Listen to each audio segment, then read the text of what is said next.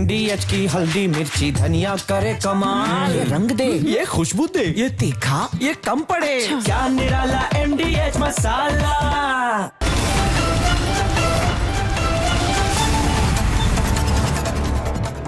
नमस्कार, पूछता है भारत ग्राउंड जीरो से में स्वागत है आपका। मैं हूं अमृत तिवारी और आज पूछता है भारत ग्राउंड जीरो से में मेरे साथ दिल्ली से साहिल और कानपुर से गौरव भी जुड़ेंगे और हम आपको देश की बड़ी खबरों से रूबरू कराएंगे। लेकिन पूछता है भारत ग्राउंड जीरो से में सबसे पहले उस खबर की बात जिसने पूरे देश का सियासी तापमान बढ़ा दिया है। सबसे पहले बात पश्चिम बंगाल के मुर्शिदाबाद की, जहां बाबरी मस्जिद के निर्माण की नींव रखी जा रही है। एक तरफ बीजेपी इसका विरोध कर रही है तो दूसरी तरफ हुमायूं कबीर ने मस्जिद के निर्माण की नींव रख दी है। अब ऐसे में कई बड़े सवाल हैं और उन सब में सबसे दिलचस्प और सबसे बड़ा सवाल ये कि क्या आने वाले वक्त में पश्चिम बंगाल का जो विधानसभा चुनाव है वो किन मुद्दों पर लड़ा जाएगा और क्या वो जनता के मुद्दे से इतर अब मस्जिद के मुद्दे पर लड़ा जाएगा। एक खास रिपोर्ट आपको दिखाते हैं।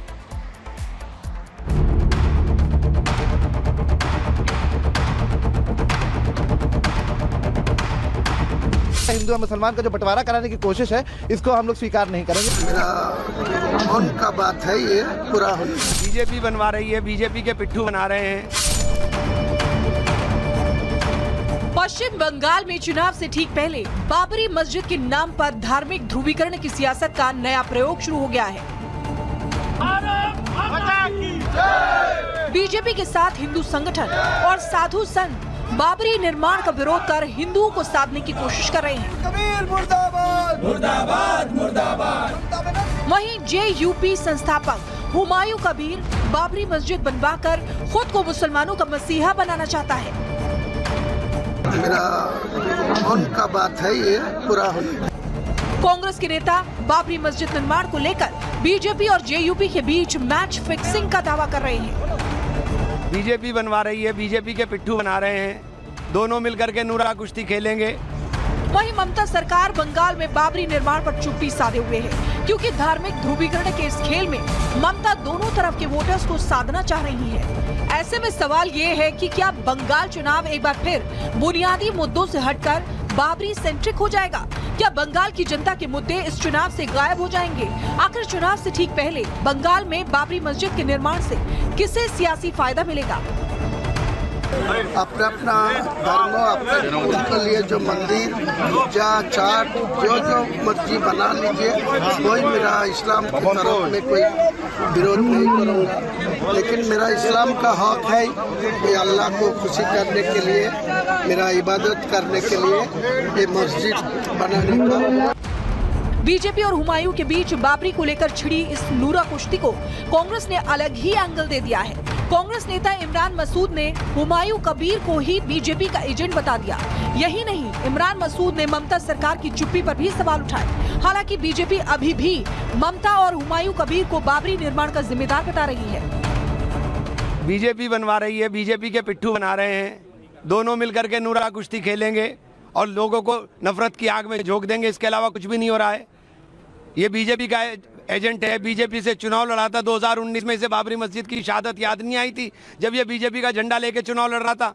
जब ये बीजेपी को ढाने वाले लोगों के साथ खड़ा हुआ था तब इसे समझ में नहीं आ रहा था कि मस्जिद ढाने वालों के साथ खड़ा है। ये तो विदेशी आक्रमणकारी बाबर का नाम पे कोई मस्जिद बन सकता है? ये तो इस्लाम का अपमान है।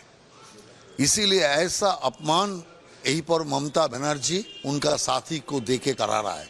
कारण इसीलिए ऐसा करा रहा है, वो चाहते हैं बाबर का नाम पे इस देश में, इस राज्य में दंगा फसाद हो। बाबर का नाम पर यही पर ऐसा उत्पात शुरू हो। बाबरी मस्जिद निर्माण को लेकर जो सियासत चल रही है उसमें सभी दल अपना अपना सियासी नफा नुकसान देख रहे हैं। लेकिन अगर सियासत से हटकर बाबरी निर्माण की इस तस्वीर को देखा जाए तो ये तस्वीर हिंदुस्तान के लिए कलंक है। हुमायूं कबीर ने बाबरी की नींव रखकर देश में नफरत का वो बीज बो दिया है जो आने वाले समय में पूरे देश के सौहार्द को खतरे में डाल सकती है। हिंदू मुस्लिम एकता के बीच एक ऐसी खाई पैदा करती है जिसे भरने में सदियां बीत जाएंगी। लेकिन इसके बावजूद पश्चिम बंगाल में नफरत के इस बीज को बोने दिया जा रहा है और पूरा देश तमाशबीन बना हुआ है। हम लोग के लिए आज का दिन बहुत बहुत बहुत बढ़िया है। आज से शुरू हो रहा है, फिर होगा इंशाल्लाह। हम लोग बाबरी मस्जिद चाहिए। इस दिन का जो आज बहुत बड़ा दिन है, जो हम लोग आ पाया है यहाँ पर। आज का दिन बहुत बढ़िया है। हम लोग कल रात को आया था। अच्छा, इधर परिसेवा भी अच्छा दिया, रहने खाना पीना सब बहुत बढ़िया के काम किया है इन लोगों ने।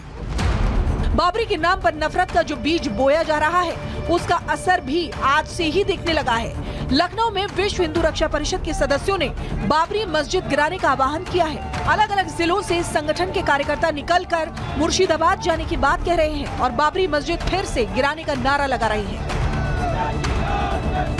ये जो बाबर के नाम पे वहाँ मस्जिद बना रहे हैं, अरे मस्जिद बनाते हैं आप कलाम साहब के नाम पे बनाते। इतने बड़े बड़े हमारे लीडर हैं, हम कोई मुस्लिम एंटी मुस्लिम नहीं है, लेकिन हमारे भी भाई हिंदू मुसलमान सब हैं। पर ये जो वहाँ करवाया जा रहा है, हिंदू और मुसलमान का जो बंटवारा कराने की कोशिश है, इसको हम लोग स्वीकार नहीं करेंगे और हम बंटने नहीं देंगे।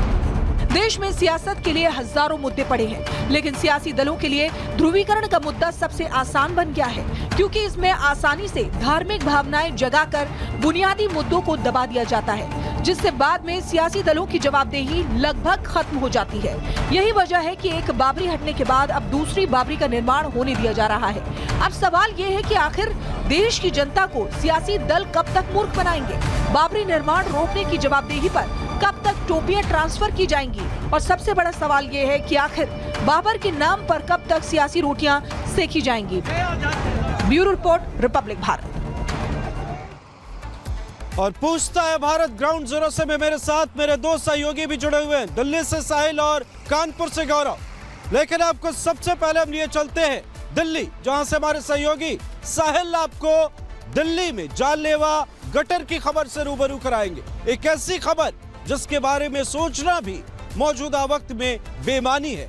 ओवर टू यू साहिल।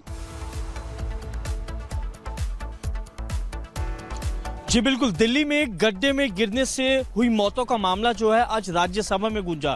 आम आदमी पार्टी सांसद अशोक मित्तल ने एक तरह से कहा कि जो दोषी अफसर हैं उन पे कड़ी कार्रवाई होनी चाहिए और इसी मामले को लेके काफी गर्मागर्मी जो थी आज एक तरह से वहां पे भवन में देखने को मिली। आपको दिखाते हैं ये रिपोर्ट।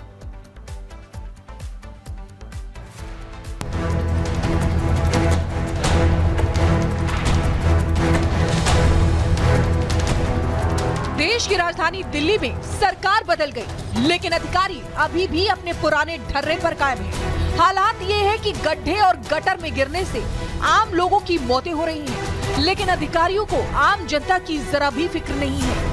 कहीं सड़क पर गड्ढा खोदकर छोड़ दिया जा रहा है, तो कहीं गटर के मेनहोल का ढक्कन ही गायब है। दिल्ली के रोहिणी इलाके में ऐसे ही खुले मेनहोल में गिरने से एक मजदूर की मौत हो गई, लेकिन जब प्रशासन को इसका पता चला तो उन्होंने मेनहोल पर आनन फानन में ढक्कन लगवा दिया। अब सवाल ये है कि आखिर बीच सड़क मेनहोल का ढक्कन खुला क्यों छोड़ा गया था? वो सीवर है जिसके दाएं बाएं अगल बगल आप देख पा रहे होंगे पत्थर लगा दिया गया, इसको पूरी तरह से ढक दिया गया और इसी में गिरकर उस शख्स की मौत हुई थी जब वो यहाँ से अपने देखिए जहाँ पर उसका ठिकाना है वहाँ पर रहने के लिए जा रहा था। दिल्ली में गड्ढे में गिरने से हुई मौतों का मुद्दा आज राज्यसभा में भी गूंजा। आम आदमी पार्टी के सांसद अशोक मित्तल ने जनकपुरी और रोहिणी में हुई मौतों का मुद्दा आज राज्यसभा में उठाया। इस दौरान अशोक मित्तल ने इन दोनों घटनाओं के जिम्मेदार लोगों के खिलाफ एक्शन और दिल्ली के सभी गड्ढों को ढकने की मांग उठाई। हाल ही में 16 जनवरी को नोएडा में एक 27 वर्ष युवक युवराज मेहता की खड़े पानी में डूबने से मृत्यु हो जाती है। वो कार के सनरूफ से निकलकर 90 मिनट तक अपने स्मार्टफोन की रोशनी से मदद की गुहार लगाता है, अपने पिताजी को अंतिम कॉल करता है। लेकिन सर, आपदा टीम में सुस्त, प्रशासन निष्क्रिय और हम उस युवक को खो देते हैं। सर, बात यहीं खत्म नहीं हो जाती। इसी दिल्ली में 5 फरवरी को दिल्ली के जनकपुर में एक नौजवान की मोटरसाइकिल सहित गड्ढे में गिरने से पूरी रात तड़प कर मृत्यु हो जाती है। कुछ नहीं हुआ सर उसका। सर, अभी ये शाही सूखी भी नहीं थी कि कल ही रोहिणी में बिरजू नामक एक गरीब युवक खुले पानी से भरे हुए गड्ढे में गिर जाता है और उसकी मृत्यु हो जाती है। पूरी रात वो भी तड़पता रहता है। सर, ये हमारी हालत है। दिल्ली के गड्ढों में गिरने से हुई मौतों पर सियासी पारा भी चढ़ा हुआ है। आम आदमी पार्टी और कांग्रेस तो जहां इससे लेकर दिल्ली सरकार और अधिकारियों को कटघरे में खड़े कर रही है, तो बीजेपी अभी भी इस मामले का बचाव कर रही है। दिल्ली के आम आदमी पार्टी के अध्यक्ष सौरभ भारद्वाज ने आज दिल्ली सरकार और एलजी से सवाल पूछा। उन्होंने इस मामले में अब तक हुई कार्रवाई पर भी जवाब मांगा। वहीं बीजेपी सांसद कमलजीत शेरावत ने ऐसी घटनाओं के जिम्मेदार लोगों के खिलाफ एक्शन का भरोसा दिया। ठेकेदारों को बचाने की कोशिश में लग जाए तो ठेकेदार का कुछ तो रिश्ता है सरकार से, तभी तो आप बचा रहे हो। पिछली घटना में सख्त कार्रवाई की गई है।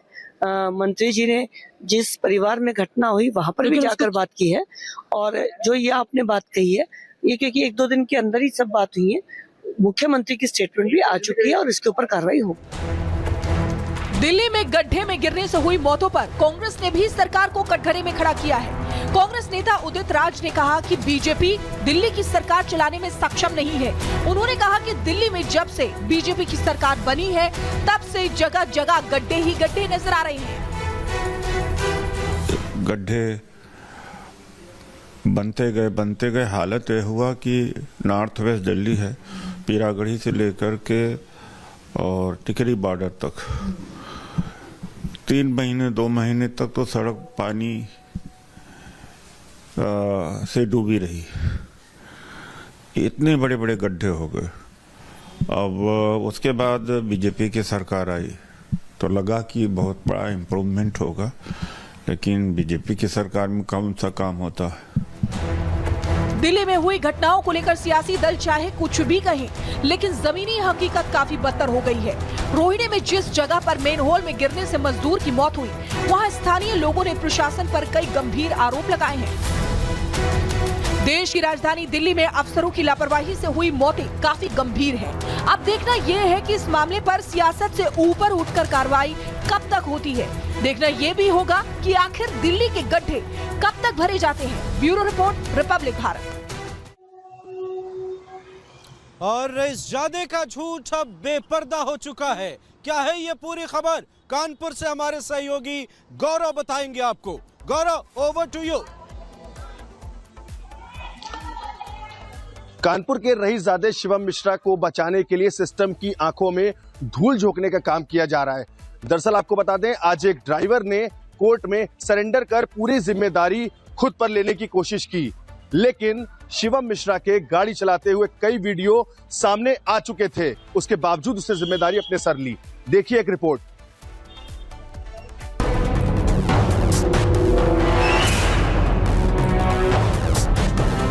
कानपुर के लैम्बोर्गिनी कांड में नए वीडियो सामने आ रहे हैं। हर वीडियो में लैम्बोर्गिनी की ड्राइविंग सीट पर शिवम मिश्रा ही नजर आ रहा है, लेकिन इसके बावजूद सिस्टम की आंखों में खुलेआम धूल झोंकने की कोशिश हो रही है। कोर्ट में बाकायदा ये साबित करने की कोशिश की जा रही है कि लैम्बोर्गिनी शिवम मिश्रा नहीं बल्कि एक ड्राइवर चला रहा था। आज कानपुर की कोर्ट में मोहन नाम के ड्राइवर ने खुद को सरेंडर कर हादसे की सारी जिम्मेदारी अपने सिर लेने की कोशिश की। जी, गाड़ी में चला रहा था। गाड़ी में तो शिवम को देखा गया। शिवम वो उनको खींच के हमने ड्राइविंग सीट पे बिठाए गए। हम एकदम से बदल रहे हो तुम, अपना नाम ले रहे हो। किसके दबाव में नहीं आए हम, अपने उसमें गए। कोई पैसा लिया तुमने? नहीं सर, बिल्कुल नहीं। देखा आपने, अमीरों को लगता है कि वो पैसे के दम पर किसी भी झूठ को सच साबित कर निकल जाएंगे। अपना किया कराया पैसों के दम पर किसी भी गरीब के मत्थे मर देंगे।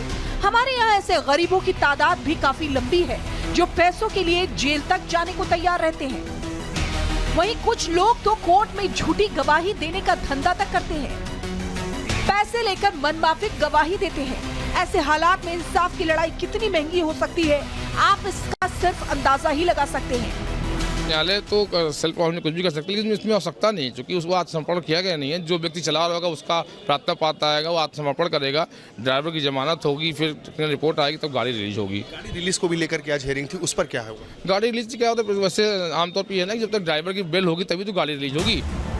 पुलिस ने मान लिया है कि लैम्बोर्गिनी शिवम मिश्रा ही चला रहा था, इसलिए पुलिस ने किसी दूसरे ड्राइवर को आरोपी नहीं बनाया।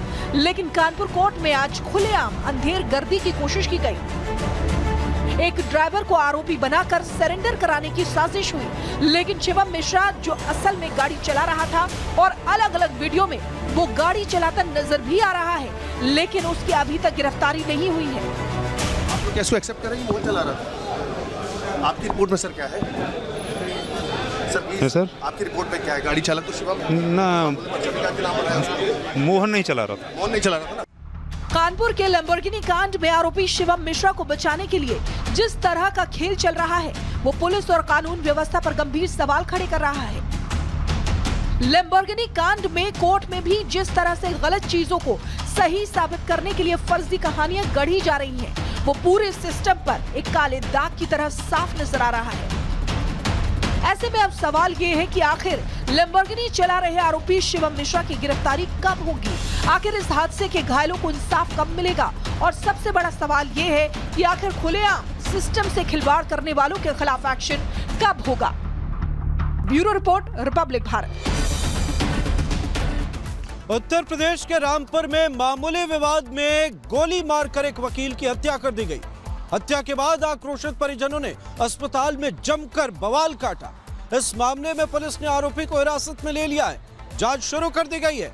क्या है ये पूरा मामला, एक खास रिपोर्ट में आपको दिखाते हैं।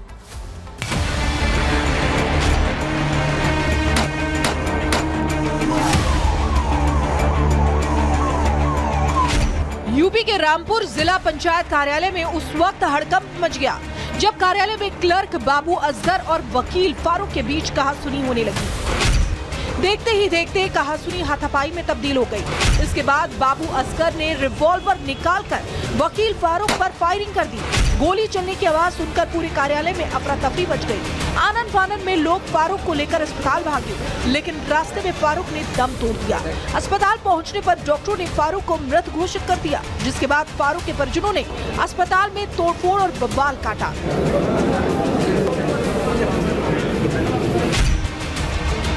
रामपुर जिला पंचायत दफ्तर में गोली चलने के दौरान क्लर्क बाबू असगर भी घायल हो गया, जिसे इलाज के लिए अस्पताल में भर्ती कराया गया। वहीं पुलिस को भी इस मामले की सूचना दी गई, जिसके बाद आनन फानन में पुलिस अफसरों ने अस्पताल पहुंचकर मौका मुआयना शुरू कर दिया। इस दौरान पुलिस ने अस्पताल में भर्ती बाबू असगर को हिरासत में ले लिया। हालांकि उसका इलाज अभी भी जारी है। इसी बात को लेकर के आपस में कुछ हुआ, जिसकी वजह से असगर ने फारूक को गोली मारा है। फारूक जो अधिवक्ता है उनको अस्पताल लाया गया। अस्पताल लाने के साथ साथ उनकी दुखद मृत्यु हो गई है। असगर को पुलिस के द्वारा हिरासत में लिया गया है। बाकी विधिक कार्रवाई प्रचलित है। रामपुर गोलीकांड को लेकर पुलिस ने जब पूछताछ की तो पता चला कि वकील की पत्नी गौसिया भी जिला पंचायत कार्यालय में क्लर्क है। आज दोपहर करीब 1 बजे गौसिया और बाबू असगर अली के बीच कुछ कहासुनी हुई। इसके बाद इसी बात को लेकर गौसिया ने अपने पति फारूक को कॉल करके बुला लिया। फारूक सीधे असगर अली के पास उसके कैबिन में गया और दोनों में कहासुनी होने लगी। देखते ही देखते दोनों के बीच हाथापाई होने लगी। इसी बीच असगर अली ने फारूक को गोली मार दी। फारूक के भतीजे का आरोप है कि असगर अली ने फारूक को गोली मारने के बाद खुद को भी गोली मारकर घायल कर लिया, जिससे उसे बचाव का मौका मिल सके। यूपी के रामपुर में हुई इस घटना ने कानून व्यवस्था पर गंभीर सवाल खड़े किए हैं। अब देखना यह है कि पुलिस की जांच में आगे क्या कुछ निकलकर सामने आता है और पुलिस ऐसी घटनाएं रोकने के लिए आगे क्या कुछ कदम उठाती है। Bureau report, Republic Bharat. और पूछता है भारत ग्राउंड जीरो से में जुड़ने के लिए दिल्ली से साहिल, आपका बहुत बहुत शुक्रिया। आज पूछता है भारत ग्राउंड जीरो से में फिलहाल इतना ही। कल फिर होगी आपसे मुलाकात। देश और दुनिया की तमाम बड़ी और अहम खबरों के लिए देखते रहिए रिपब्लिक भारत। नमस्कार। अब आया असली स्वाद। अब आया स्वाद। जब स्वाद के पड़े हो लाले तो MDH का चंकी चाट मसाला डालें। MDH का चंकी चाट मसाला। MDH